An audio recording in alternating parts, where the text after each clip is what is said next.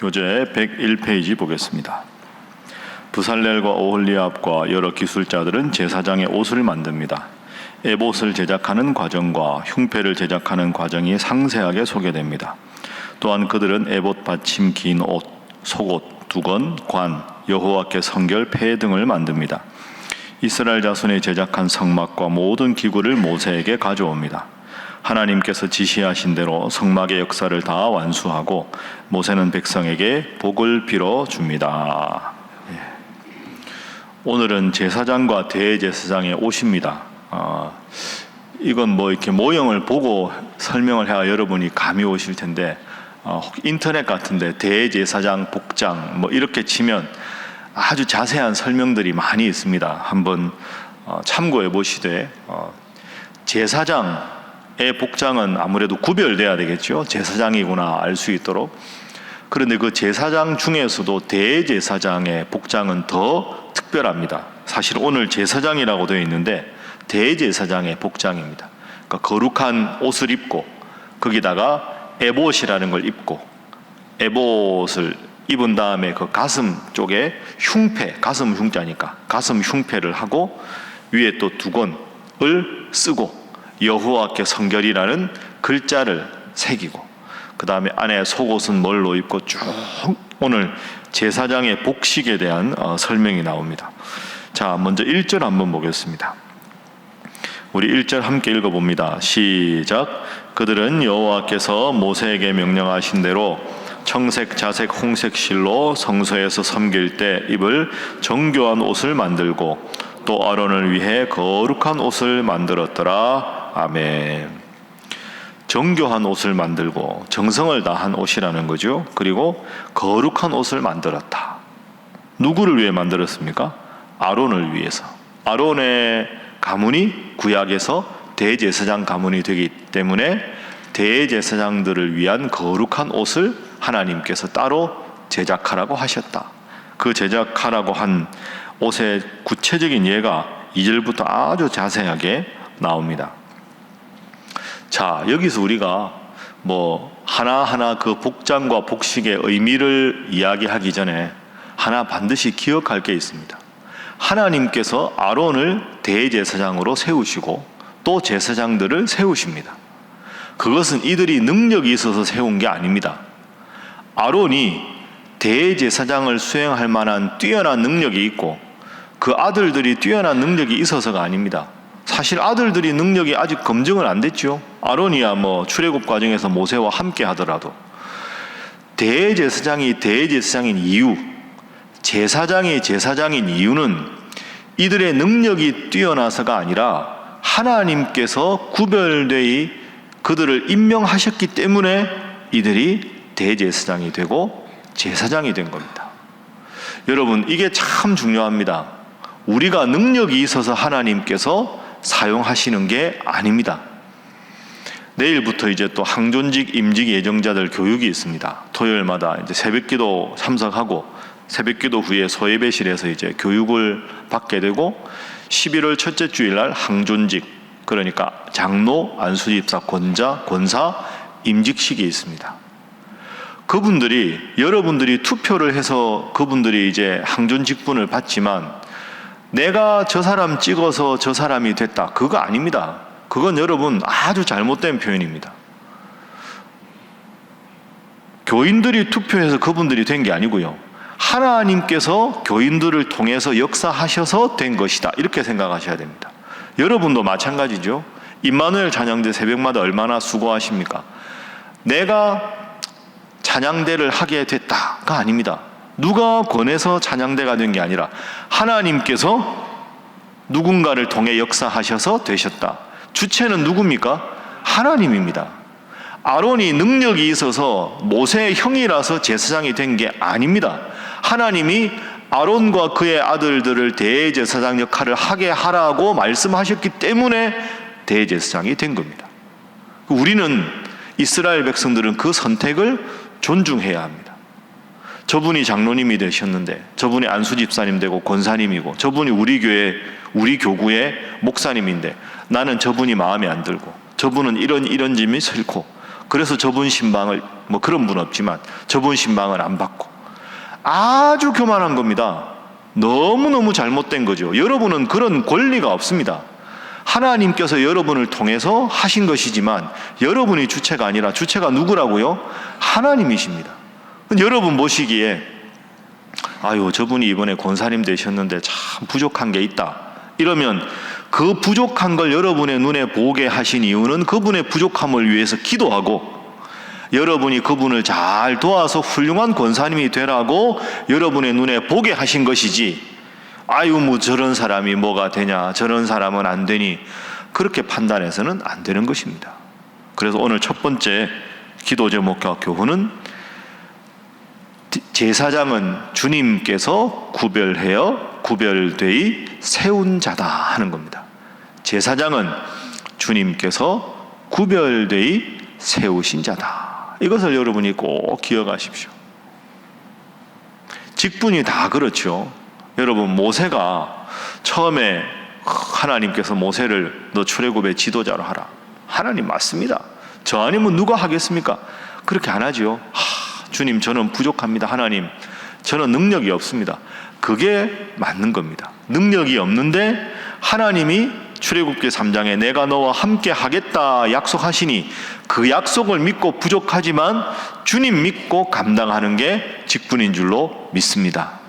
여러분 혹시 여러분이 많이 부족하다고 느끼십니까? 그게 정상입니다. 나는 능력이 출중합니다. 그 교만한 거죠. 늘 겸손을 고백합니다. 겸손을 고백해야 하나님의 도우심을 바라는 거죠. 이제 9월이니까 이제 10월, 11월 넘어가면 이제 뭐 정기총회도 하고 내년에 이 사역을 할 것인가 말 것인가 할 때도 여러분 누군가가 여러분에게 상담을 하고 여러분 스스로도 꼭 기억하십시오. 나 부족해서 못하겠어. 나 바빠서 못하겠어. 안 바쁜 사람이 어디였습니까? 주님 앞에 가야 안 바쁘지. 그때까지는 다 바쁘죠. 제가 말씀드렸죠. 지난 주일날 일은 타락의 결과가 아니라 하나님이 일하도록 인간을 창조하신 겁니다. 하나님께서 창세기 1장 26절에 복을 주시며 모든 것을 다스리라 말씀하시고 에덴 농산을 창설하시고 에덴 농산을 잘 관리하라고 일감을 아담에게 주신 겁니다.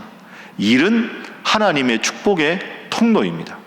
더군다나 하나님께서 주신 거룩한 직분인 교회의 직분을 감당하는데 하나님이 복을 주시지 않겠습니까? 부족하면 기도하고 부족한 것이 보이면 그를 위해서 돕고, 그래서 직분은 하나님 주신 것이다 하는 마음으로 성실하게 겸손하게 잘 감당하는 여러분 되시기를 주님 이름으로 부탁합니다. 자, 그렇게 해서 이제 제사장의 복식에 대한 설명이 쭉 있습니다. 그 중에 반복되는 표현이 있죠. 우리가 앞에서도 몇 번 봤는데요. 5절 보겠습니다.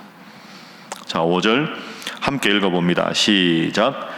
에봇 위에 에봇을 매는 띠를 에봇과 같은 모양으로 금실과 청색, 자색, 홍색 실과 가늘게 꼰 배실로 에봇에 붙여 짰으니 여호와께서 모세에게 명령하신 대로 하였더라. 아멘. 따라해 봅니다. 여호와께서 모세에게 명령하신 대로 하였더라. 계속 반복됩니다. 7절에도 여호와께서 모세에게 명령하신 대로 하였더라. 20절에도 보면 21절에도 여호와께서 모세에게 명령하신 대로, 그리고 43절 계속 나옵니다. 두 번째 기도 제목은 주님의 말씀 따라 살게 하소서 하는 것입니다. 주님의 말씀 따라 살게 하소서. 사실은 인생의 근본 원리가 여기에 있습니다. 여호와께서 말씀하신 대로, 오늘로 말하면 이 성경 말씀에 기록된 대로 그렇게 하면 우리 인생에 아무런 어려움이 없겠죠. 근데 이걸 여러분 잘 이해해야 합니다. 하나님 말씀대로라는 말은 문자 그대로 이런 뜻이 아닙니다. 사실은 말씀대로 살아가면 이런 설교가 왜 필요하겠습니까? 여러분이 각자 집에서 댁에서 성경 읽고 살면 되지. 그런데 이 말씀을 읽는다고 다 바르게 이해하는 게 아니죠. 이 말씀은 올바르게 해석을 하고 풀이를 해야 합니다. 그걸 잘못 해석하면 문제가 되는 거죠. 예를 하나 들어볼까요? 갓난아기가 이제 집에서 막 이렇게 아직 걷지 못해서 아장아장 막 다닙니다. 막 배로 기어서 이곳저곳 갑니다. 그럼 막 이것도 만지고 저것도 만지고 막 그러죠. 저희 큰애 어릴 때 이렇게 밥솥 이렇게 코드 꽂았는데 엄마가 밥하는 사이에 그거 줄이라고 막 당겨가지고 밥솥이 떨어져가지고 그 애는 늘 그럴 수 있지 않습니까? 그러면 제가 학교 갔다 와서 대학원 다닐 때인데 그러면 집사람이 이제 요리하면 저보고 뭐라고 합니까? 여보 애기 좀 봐주세요 이럴 거 아닙니까? 그러면 여보 애기 좀 봐주세요를 잘 이해해야 되죠. 그러면 두 눈을 딱 부릅뜨고 아기를 보라 그랬으니까 여러분 다 웃으셨죠? 아유 그게 아닌데 아기 보라는 건 혹시 위험한 거 안 만지는지 나가지는 않는지 입에 넣지 않아야 될 건 넣어야 될지 아이 좀 잘 봐주세요 하는 거는 두 눈을 부릅뜨고 아이를 바라보라는 뜻이 아니라 아이가 위험한 거 만지지 않고 안전하게 있도록 잘 보살펴 달라 이런 거 아닙니까? 아이 좀 봐주세요라고 할 때 두 눈을 부릅뜨고 본다가 아니라 문자적인 게 아니라 아이를 안전하게 잘 보살펴 달라 이렇게 풀이를 해야 그 말을 바르게 이해하는 거죠. 여보 냄비 좀 봐주세요. 냄비 딱 보고 있는 게 아니라 많이 끓으면 불을 줄이라는 게 봐달라는 거 아닙니까? 그 바른 해석이 필요합니다. 말씀도 그렇죠. 우리가 뭐 새벽에 시간이 없어 그렇지만 대제사장 복식 하나하나에 담긴 깊은 뜻이 있을 거 아닙니까? 그건 여러분이 읽어도 이해가 어렵습니다. 그래서 말씀이 중요한 거죠. 말씀대로 라는 말이 문자 그대로가 아니라 올바른 해석이 필요하다. 그래서 사실은 새벽 기도할 때마다 우리가 말씀과 함께 교재를 쓰지요. 목사님들이 이제 다 쓰셔서 이번 주일날 또 이제 10월 11월 9, 10, 11호로가 발간이 될 겁니다. 사실 이거 매번 쓰는 것도 쉽지 않습니다. 쓰고 교정 보고 출판 넘기고 이걸 왜 하느냐? 시중에 나와 있는 큐티집 좋은 거 많지 않습니까? 그거 쓰는 게 문제는 아니지만 저는 그래도 그분들이 해석하고 풀이한 게 아니라 하나님 말씀을 소리내서 같이 읽고 그 말씀 붙잡고 기도하는 것이 우리의 삶의 가장 큰 동력인 줄로 믿습니다. 그래서 말씀대로 사는 게 필요한 거죠. 그래서 오늘 보십시오. 계속 여호와께서 모세에게 명령하신 대로 하였더라. 말씀대로 살아가는 여러분 되시기를 주님 이름으로 축복합니다. 자, 그러면 말씀대로 살아가면 어떤 결과가 있는가? 오늘 제일 마지막 절입니다. 43절. 43절 다 함께 읽어봅니다. 시작. 모세가 그 마침 모든 것을 본즉 여호와께서 명령하신 대로 되었으므로 모세가 그들에게 축복하였더라. 아멘.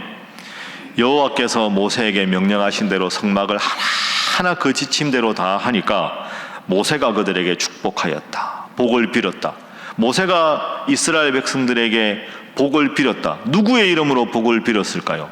하나님의 이름으로. 모세가 임의로 축복한 게 아니라 이건 하나님께서 모세에게 내가 복을 줄 터이니 그 복을 선포하라 이런 뜻으로 모세가 축복을 한 거죠. 오늘 세 번째 교훈입니다. 말씀에 순종하면 하나님께서 복을 주신다 하는 것입니다. 말씀에 순종하면 하나님께서 복을 주신다. 그래서 우리가 말씀대로 살아야 되고 새벽기도 나와야 되는 이유가 바로 여기에 있는 거죠. 말씀 읽고 말씀을 바르게 이해하고 말씀대로 살아가야 하나님께서 복을 주신다. 왜 이게 매일 반복돼야 됩니까? 여러분 새벽기도 끝나면 또 오늘 바쁜 일 하실 거 아닙니까? 뭐 구역예배, 교구장 모임, 교구 모임도 오시겠지만 이런저런 세상 일이 많을 거 아닙니까? 그러면 또 하나님 말씀 기준에서 이게 어긋나게 되고 그걸 다시 또 새벽기도 와서 교정받고 그렇게 해야 우리가 하나님 중심으로 복을 받고 살아가는 거죠. 제가 신학교 있을 때 운동을 해야 되는데 운동할 시간이 잘 안 나서 그 장신대 안에는 테니스 코트가 하나 있습니다.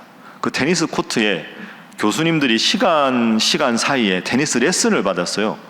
그 국가대표 여자 선수 출신 아주 믿음 좋은 여집사님이 아침 저녁으로 레슨하는데 코치가 낮에는 시간이 있으니까 이분이 장신대로 와요.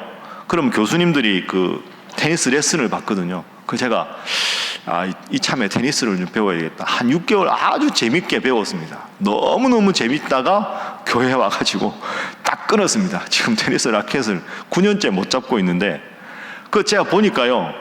테니스는 저는 초보잖아요. 초보가 훨씬 잘 배웁니다. 10년, 20년 치신 분인데 코치한테 레슨을 안 받고 그냥 대충 유학할 때 그냥 눈 대중으로 보고 막 이렇게 치는 분들은 죄송한데 폼이 엉망입니다.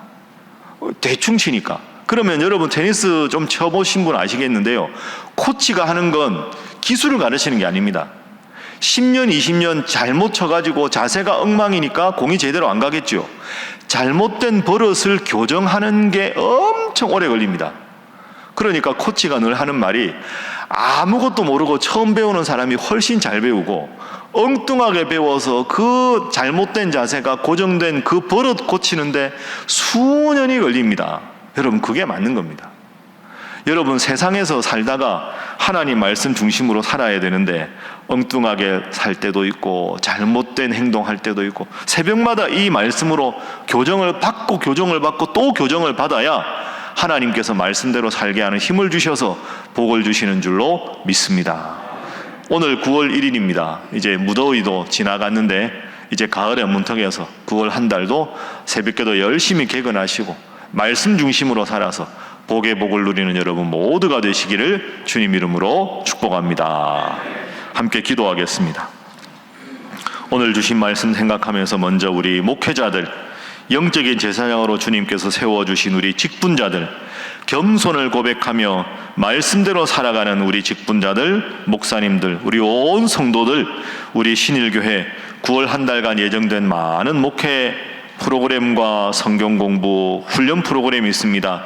하나님 잘 진행되어 더욱더 하나님 앞에 훌륭한 믿음 갖고 하나님 앞에 큰 복을 누리는 복된 교회 되게 하여 주시옵소서. 특별히 오늘부터 이제 구역 모임이 재개됩니다. 하나님 함께하여 주셔서 모이기에 힘쓰며 하나님 말씀을 사모하는 우리 온 교구가 되게 하여 주시옵소서. 기도하시고 특별히 또 해외에 나가서 하나님 말씀을 전하시는 영적인 제사장들인 선교사님들, 가족들, 사역 위에도 주님 함께하여 주시옵소서. 내일부터 토요일날 계속되는 항존직 임지개정자 교육과정 가운데도 함께 하셔서 귀한 직분자들이 하나님 말씀대로 살아가기로 결단하는 시간 되게 하여 주시옵소서. 함께 기도하겠습니다. 주여 믿습니다. 주여 믿습니다. 주여 믿습니다.